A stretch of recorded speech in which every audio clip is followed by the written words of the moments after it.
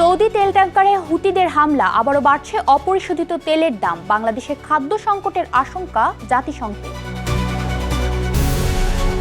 দিল্লিতে ককরোচ জনতা পার্টির আন্দোলন তুঙ্গে, মোদির বক্তব্যের কড়া সমালোচনা রাহুলের, রাজপথে নামলেন সোনিয়া গান্ধী। পাকিস্তানের বেলুচিস্তানে পৃথক সামরিক অভিযানে 10 সশস্ত্র সদস্য নিহত, আত্মঘাতী হামলাকারী 2 নারী আটক, দাবি সেনাবাহিনীর। এবং প্রচন্ড গরমে স্বস্তি দিতে মানুষ ঠান্ডা করার ফ্রিজ তৈরি করল জাপান, হিট স্ট্রোকের ঝুঁকি থেকে রক্ষা করতেই এই প্রযুক্তি।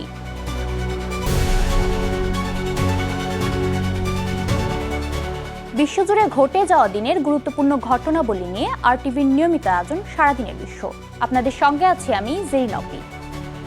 টানা 12তম রাতেও ইরানের বিভিন্ন স্থাপনায় হামলা চালিয়েছে মার্কিন সামরিক বাহিনী। এতে ইরাক সীমান্তবর্তী এলাকায় 2 জন নিহত ও কমপক্ষে 11 জন আহত হয়েছে। এদিকে লোহিত সাগরে সৌদি আরবের 2টি তেল ট্যাংকারে হামলা চালিয়েছে ইয়েমেনের হুতি বিদ্রোহীরা। এই সংঘাতের কারণে বাংলাদেশেও বড় ধরনের খাদ্য সংকটের আশঙ্কা করেছে জাতিসংঘ। সামিল শিহাবের রিপোর্টে থাকছে বিস্তারিত। টানা 12 দিনের মতো ইরানে ব্যাপক বিমান ও ক্ষেপণাস্ত্র হামলা চালিয়েছে যুক্তরাষ্ট্র। বুধবার রাতে বুশেহের, আহভাজ ও সিরিক সহ ইরানের দক্ষিণাঞ্চলের একাধিক সামরিক অবকাঠামো ও বিদ্যুৎ উপকেন্দ্রে এই হামলা চালানো হয়।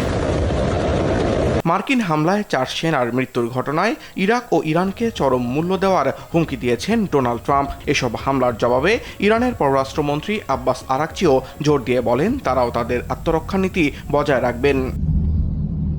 এদিকে হরমুজ প্রণালী পার হওয়ার সময় ইরানের পেতে রাখা মাইন বিস্ফোরণে এক তেল ট্যাংকার ক্ষতিগ্রস্ত হয়েছে। মার্কিন আগ্রাসন বন্ধ না হওয়া পর্যন্ত এই প্রণালী দিয়ে 1 ফোঁটা তেল পার হতে পারবে না বলে হুঁশিয়ারি আইআরজিসির। এই উত্তেজনার আঁচ ছড়িয়েছে লোহিত সাগরেও। সেখানে ড্রোন ও ক্ষেপণাস্ত্র দিয়ে সৌদির 2টি তেল ট্যাংকারে হামলা চালিয়েছে ইয়েমেনের হুথি বিদ্রোহীরা। হরমুজ প্রণালী বন্ধ হয়ে যাওয়ায় খেসারত দিতে হচ্ছে দূরবর্তী দেশগুলোকেও। এই পথ বন্ধ থাকায় বিশ্ববাজারে সারের দাম বেড়েছে 50%। বাংলাদেশও তাদের প্রয়োজনীয় ইউরিয়া সারের 80%ই সৌদি আরব, কাতার ও আমিরাত থেকে আমদানি করে থাকে।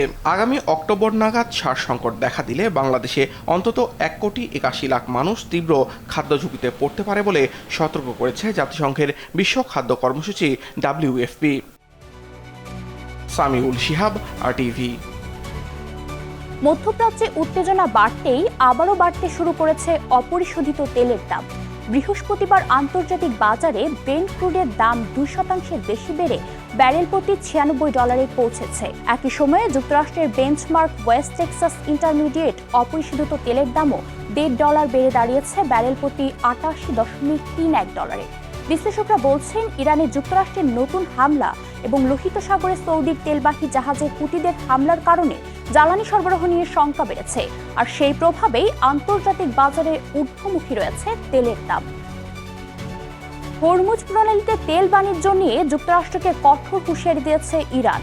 দেশটির পার্লামেন্টের স্পিকার ও প্রধান আলোচক মোহাম্মদ বাঘের গালিবাফ বলেছেন, ইরান তেল রপ্তানি করতে না পারলে উপসাগরীয় অঞ্চলের অন্য দেশগুলোর তেল সরবরাহ বাধাগ্রস্ত হবে।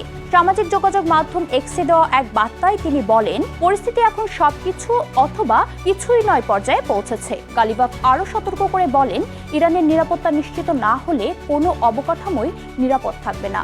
এর আগে মার্কিন প্রেসিডেন্ট ডোনাল্ড ট্রাম্প হরমুজ প্রণালীতে বাণিজ্যিক জাহাজে হামলা হলে ইরানের গুরুত্বপূর্ণ স্থাপনায় পাল্টা হামলার হুমকি দেন। বিশ্বের প্রায় 1/5 তেল পরিবহন হয় হরমুজ প্রণালী দিয়ে।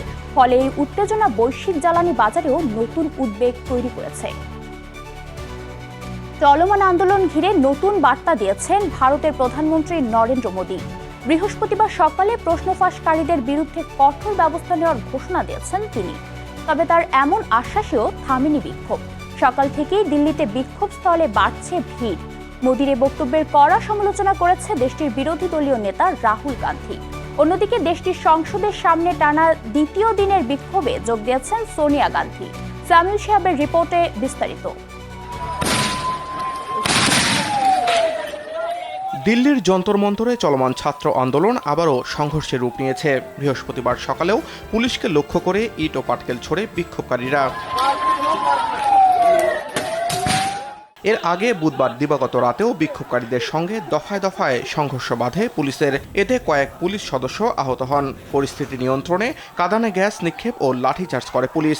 উত্তেজনার জেরে যন্তর মন্তর ও আশপাশের কিছু এলাকায় সাময়িকভাবে ইন্টারনেট বন্ধ রাখা হয়। অন্যদিকে আন্দোলনকারীদের অভিযোগ, শান্তিপূর্ণ অবস্থান কর্মসূচি ভাঙতেই অতিরিক্ত বল প্রয়োগ করছে পুলিশ। এছাড়াও আবারও ইন্টারনেট বন্ধ হয়ে যাওয়ায় তাদের ওপর পুনরায় হামলার আশঙ্কা করছেন বিক্ষোভকারীরা। আন্দোলনে অংশ নেওয়া শিক্ষার্থীদের বিরুদ্ধে কোনো শাস্তিমূলক ব্যবস্থা না নেওয়ার লিখিত নিশ্চয়তা চেয়েছেন অনশনরত সমাজকর্মী সোনম ওয়াংচুক। অন্যদিকে দেশটির সংসদের সামনে টানা দ্বিতীয় দিনের বিক্ষোভে যোগ দিয়েছেন কংগ্রেসের শীর্ষ নেতা সোনিয়া গান্ধী। এদিকে প্রশ্নপত্র ফাঁসের ঘটনায় জড়িতদের দ্রুত ও কঠোর শাস্তি নিশ্চিতের ঘোষণা দিয়েছেন প্রধানমন্ত্রী নরেন্দ্র মোদী। সামাজিক মাধ্যম এক্সে দেওয়া এক পোস্টে মোদী বলেন, প্রশ্ন ফাঁসকারীদের বিরুদ্ধে ব্যবস্থা নিতে ফাস্ট ট্র্যাক আদালত গঠনের সিদ্ধান্ত নিয়েছে সরকার। এজন্য প্রয়োজনীয় পদক্ষেপ নিতে সংশ্লিষ্টদের নির্দেশ দেওয়া হয়েছে বলেও জানান তিনি। তবে মোদির এমন বক্তব্যের কড়া জবাব দিয়েছেন লোকসভার বিরোধী দলীয় নেতা রাহুল গান্ধী। প্রধানমন্ত্রীকে যুব সমাজের সবচেয়ে বড় ক্ষতি সাধনকারী বলে ক্ষোভ ঝাড়েন রাহুল। অন্যদিকে বিজেপি সভাপতি জেপি নাড্ডা অভিযোগ করেছেন, রাহুল গান্ধী শিক্ষার্থীদের ইস্যুকে রাজনৈতিক স্বার্থে ব্যবহার করছেন। এদিকে দিল্লিতে বিক্ষোভ বাড়তে থাকায় নিরাপত্তার স্বার্থে অনির্দিষ্টকালের জন্য বন্ধ করে দেওয়া হয়েছে 16টি মেট্রো স্টেশন। এতে করে ভোগান্তিতে পড়েছেন হাজার হাজার অফিসগামী চাকরিজীবী এবং শিক্ষার্থীরা। সামিউল শিহাব, RTV। পাকিস্তানের বেলুচিস্তানে পৃথক সামরিক অভিযানে 10 সশস্ত্র সদস্য নিহত এবং 2 নারী আত্মঘাতী হামলাকারী আহত হয়েছেন বলে দাবি করেছে দেশটির সেনাবাহিনী। পাকিস্তান সেনাবাহিনীর গণমাধ্যম শাখা ISPR জানিয়েছে, গোয়েন্দা তথ্যের ভিত্তিতে গত 48 ঘন্টায় মাসতুম ও সুরাব জেলায় অভিযান দুটি চালানো হয়। সেনাবাহিনীর দাবি, সুরাব জেলায় 7 জন এবং মাসতুম জেলায় 3 জন সশস্ত্র সদস্য নিহত হয়েছেন। এ সময় অস্ত্র, গোলাবারুদ ও বিস্ফোরক উদ্ধার করা হয়েছে বলেও জানানো হয়। আটক 2 নারী আত্মঘাতী হামলাকারী সহ সংশ্লিষ্টদের বিরুদ্ধে পরবর্তী ব্যবস্থা নেওয়া হচ্ছে। বেলুচিস্তানের সাম্প্রতিক কয়েকটি সন্ত্রাসী হামলার পর নিরাপত্তা বাহিনীর অভিযান জোরদার করেছে পাকিস্তান। তবে অভিযানে নিহতদের পরিচয় ও ঘটনার স্বাধীনভাবে যাচাই করা সম্ভব হয়নি। হরমুজ প্রণালীতে ইরানের টোল আদায় অত্যন্ত বিপজ্জনক নজির বলে মন্তব্য করেন মার্কিন পররাষ্ট্রমন্ত্রী মার্কো রুবিও।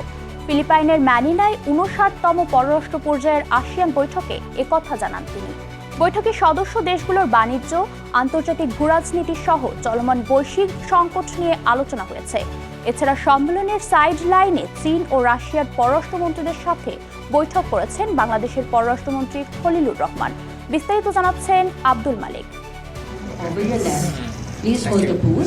ফিলিপাইনের ম্যানিলায় চলছে আসিয়ানভুক্ত দেশগুলোর পররাষ্ট্রমন্ত্রী পর্যায়ের 5 দিনের বৈঠক। বুধবার বৈঠকে দেওয়া বক্তব্যে আবারও ইরানকে কাঠগড়ায় দাঁড় করিয়েছে মার্কিন পররাষ্ট্রমন্ত্রী মার্কো রুবিও।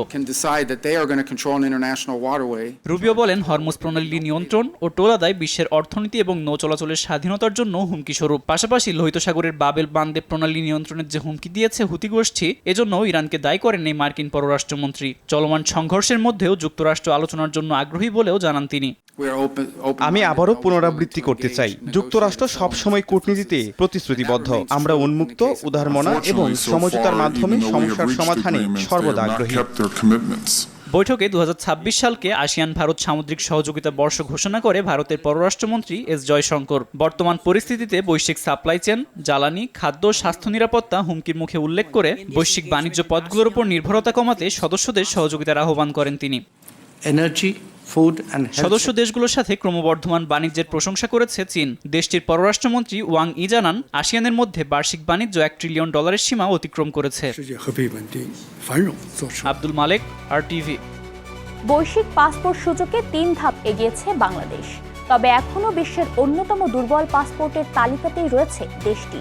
যুক্তরাজ্য ভিত্তিক পরামর্শ প্রতিষ্ঠান হ্যানলি অ্যান্ড পার্টনার্স প্রকাশিত 2026 সালের পাসপোর্ট সূচকে বাংলাদেশ যৌথভাবে 97তম অবস্থানে রয়েছে উত্তর কোরিয়ার সঙ্গে। বর্তমানে বাংলাদেশের পাসপোর্টধারী বিশ্বের মাত্র 35টি দেশে ভিসা ছাড়াই অথবা অন অ্যারাইভাল ভিসায় ভ্রমণ করতে পারে। দক্ষিণ এশিয়ায় বাংলাদেশের চেয়ে এগিয়ে রয়েছে মালদ্বীপ, ভারত ও শ্রীলঙ্কা। আর বাংলাদেশের নিচে রয়েছে নেপাল ও পাকিস্তান। এবারও বিশ্বের সবচেয়ে শক্তিশালী পাসপোর্টের শীর্ষে রয়েছে সিঙ্গাপুর। অন্যদিকে তালিকার একেবারে শেষ অবস্থানে রয়েছে আফগানিস্তান, যার নাগরিকরা মাত্র 22টি দেশে ভিসামুক্ত ভ্রমণের সুযোগ পান। প্রচণ্ড গরমে স্বস্তি দিতে মানুষ ঠান্ডা করার বিশেষ ফ্রিজ তৈরি করেছে জাপান। দেশটির রেফ্রিজারেটর প্রতিষ্ঠান SDRS উদ্ভাবন করেছে ডো হিউম্যান বক্স, যা অনেকের কাছে পরিচিত হচ্ছে হিউম্যান রেফ্রিজারেটর নামে। এই বুথের ভেতরে বসলে শরীরের তাপমাত্রা দ্রুত কমে আসে, কয়েক মিনিটের মধ্যেই ঠান্ডা অনুভূতি পাওয়া যায়। বুথটির ভেতরে তাপমাত্রা রাখা হয় প্রায় 15 ডিগ্রি সেলসিয়াসে, আর মাথা, ঘাড়, কাঁধ ও পিঠে দেওয়া হয় ঠান্ডা বাতাস। নির্মাণ কর্মী ও রোদে কাজ করা মানুষদের হিট স্ট্রোকের ঝুঁকি থেকে রক্ষা করতেই তৈরি হয়েছে এই প্রযুক্তি। সাধারণ এসির তুলনায় এটি কম বিদ্যুৎ খরচ করে এবং নিরাপত্তার জন্য নির্দিষ্ট সময় পর নিজে থেকেই বন্ধ হয়ে যায়। ইতোমধ্যে জাপানের বিভিন্ন পাবলিক প্লেসে পরীক্ষামূলকভাবে ব্যবহার শুরু হয়েছে এই মানুষ ঠান্ডা করার ফ্রিজ। রাশিয়ার একটি বিড়ালকে ব্যবহার করে কারাগারে মাদক পাচারের অভিনব চেষ্টা ব্যর্থ করে দিয়েছে কারা কর্তৃপক্ষ। দেশটির নিজনি নোভোগরদ অঞ্চলের একটি কারাগারের কাছে সন্দেহজনকভাবে ঘোরাফেরা করতে দেখে বিড়ালটিকে আটক করেন কর্মকর্তারা। পরে তার গলায় থাকা কাপড়ের তৈরি দুটি কলার খুলে তল্লাশি চালানো হলে ভেতর থেকে উদ্ধার হয় মাদক। পরীক্ষায় নিশ্চিত হওয়া যায় কারাগারের ভেতরে পাচারের উদ্দেশ্যেই সেগুলো বিড়ালের গলায় বেঁধে দেওয়া হয়েছিল। স্বাস্থ্য পরীক্ষা শেষে বিড়ালটির শরীরে কোনো ক্ষতি না থাকায় সেটিকে ছেড়ে দেওয়া হয়। তবে মাদক পাচারের এই ঘটনার সঙ্গে জড়িতদের খুঁজে বের করতে তদন্ত শুরু করেছে কারা কর্তৃপক্ষ। আর এরই সাথেই শেষ করছি সারাদিনের বিশ্ব। RTVর সাথে সংযুক্ত থাকুন, মতামত জানান RTVর সামাজিক যোগাযোগ মাধ্যমগুলোতে।